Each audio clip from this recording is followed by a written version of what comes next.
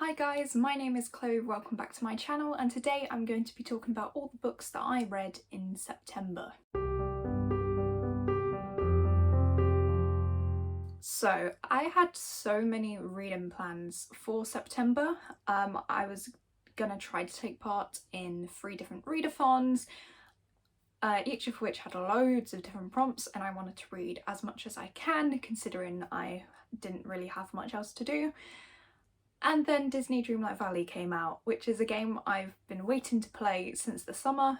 When I first got interested in it, I just completely forgot that that was dropping in September. So most of my free time was spent playing Disney Dreamlight Valley. All things considered, this was still an excellent reader month. I enjoyed quite a lot of the books I read. I just didn't read quite as much as I wanted to for the readathons.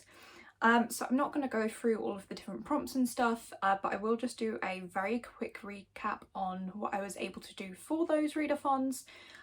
So for this upside down readathon, I managed to complete 2 out of the 5 prompts. So I read 2 books, which was amazing, and that was only a week-long one as well.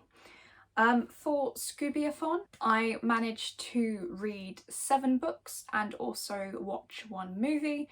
So I completed 8 prompts out of 19, which I was pretty pleased with. That's almost halfway. And then for Bookoplathon, I managed to complete 4 out of the 5 prompts that I rolled. But anyway, let's get into the books that I read this month. So in total, I read 7 books this month. And yeah, most of them were 4 or 5 stars. I think I had 1 3-star. But yeah, let's get into it. So the first book that I read in September is a new favourite, and I've already mentioned it on the channel before, and this is Nettle and Bone by Kingfisher. Yeah, this is just a new favourite for me. It was amazing. It's kind of like a spooky fairy tale book, and this one is an adult book, but for me I definitely got the feels that I do get from middle grade books, just in terms of the whimsiness, the coziness. But it was still very, very dark. This isn't a light book. There are definitely some dark themes and messages in here. But yeah, in this one we follow Mara, and she wants to save her sister from her abusive husband, which is the prince of a neighbouring city, one of the two. But she can't just walk up to the castle and kill him. She is going to need all the help she can get. And so she enlists the help of a grave witch, a fairy godmother, a former knight, a demon possessed by a chicken, and let's not forget her animal companion, Bone Dog. So yeah, she basically teams up with this group and they travel across the country to go and take down the prince, and it is amazing. The atmosphere, as I mentioned, it's quite creepy and whimsical. I really adored that. I also loved all of the characters in this one, especially the Grave Witch. She is so grumpy and sassy, and so's the chicken, to be fair. And yeah, there's slight romance in this, but not quite. It's definitely not a main part of the book, not even a side plot as such, it's just mentioned. And yeah, I was hooked, especially considering how short this one is. I got through it very, very quickly. And obviously I gave this one 5 stars, and I can't wait to read more from this author. So the next book that I read was Messenger of Fear by Michael Grant.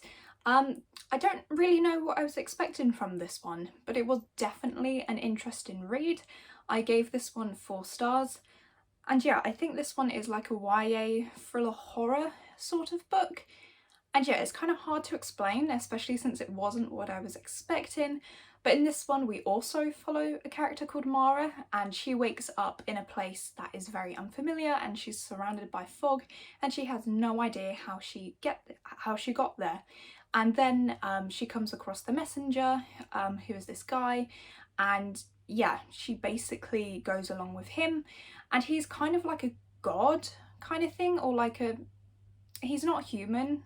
It's hard to explain. This book definitely gave me some Sandman vibes. The messenger basically goes around and he punishes people for their bad decisions, but he doesn't immediately do this. So when he meets up with them and assesses the situation, he will give them a choice to play this game, and if they play this game and they succeed, then they are free to go regardless of what they did, and if they fail, then they are forced to relive their deepest fears and then sent to an equivalent of hell or something like that, somewhere very unpleasant that they don't want to be. And yeah, it's really hard to explain. It's a very interesting book and my explanation isn't really going to do it justice, but it's worth picking up.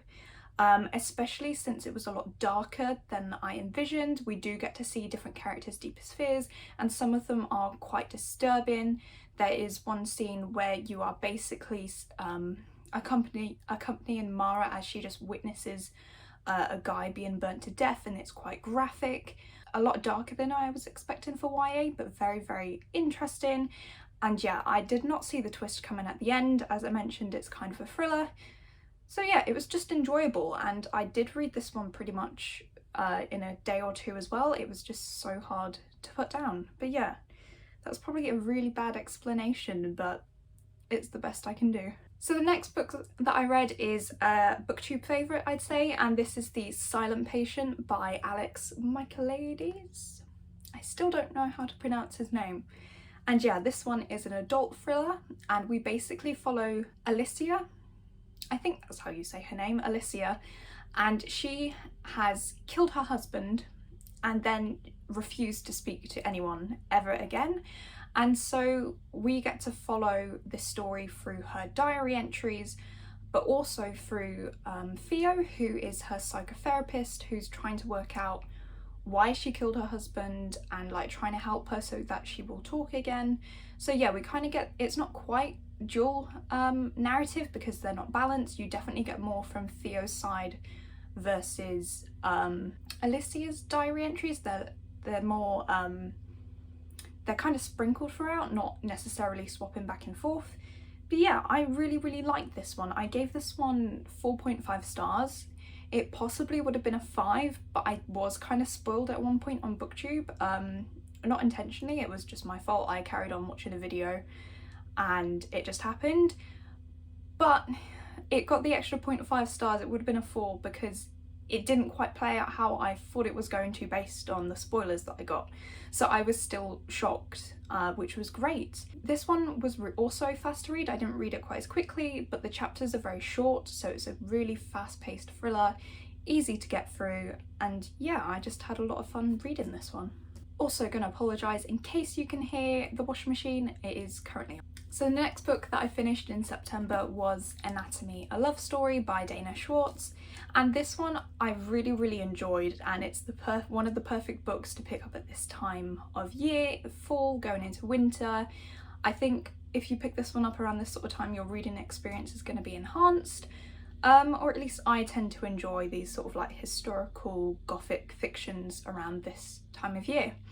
Yeah, so this book is set in Edinburgh in 1817, and we are following Hazel, and she wants to become a surgeon in a time that just won't let her become one because that is not a job for women. So yeah, that's basically the main premise, and she ends up going to this sort of anatomy school. She manages to get into that where she dresses as her brother and she gets to watch dissections and stuff like that. In this book I really enjoyed how gothic it felt. There were like scenes in the graveyard, in grave robbing, and not grave robbing, but body snatching, so that these societies and stuff can like learn anatomy, and that was really interesting, and I really enjoyed it. So yeah, the atmosphere was great. I loved all the discussions of like medicine and historical medicine and stuff like that. That was really interesting. There is slight gore in this just because it's all about surgeons and doctors and illness and stuff as well, so bear that in mind if you do want to pick it up. It's not that graphic, it's just there. The only reason this didn't get 5 stars is because of the romance. It's definitely more a prominent part of the story versus Nettle and Bone, and this one just felt a tad too rushed for me, but otherwise completely amazing, and I would highly recommend it. I gave this one 4.5 stars in case I didn't mention. The next book I finished is possibly a new favourite as well, but not quite as good as Nettle and Bone, and this one is Belladonna by Adalyn Grace. I love this one so much. I finished Anatomy and then unboxed my Fairy Loot, which is where I got this one from, and immediately had to read it. The synopsis just sounded amazing, and the author letter sold it for me as well. Yeah, so I think in her author letter she described it as Crimson Peak mixed with Bridgerton, which are two things that I really like, and then she also said that there would be just as many tea parties as ghosts, and that just sold me. Had to pick it up. This book opens up and we are in a room full of people at this party, and everyone suddenly starts dropping dead because the punch or wine has been poisoned, and the only survivor is a little baby called Signa. And then the story opens up years later. We're following Signa as she has to, as an orphan, she now has to go guardian to guardian because her family members are dropping down dead. Death is following her everywhere she goes. And yeah, she doesn't have a great life. She can see ghosts, she has the ability to do that. And she can see death as well, which was really interesting. So we follow her as she makes her way to her current guardian who's looking after her. And in that household, the mother has recently died.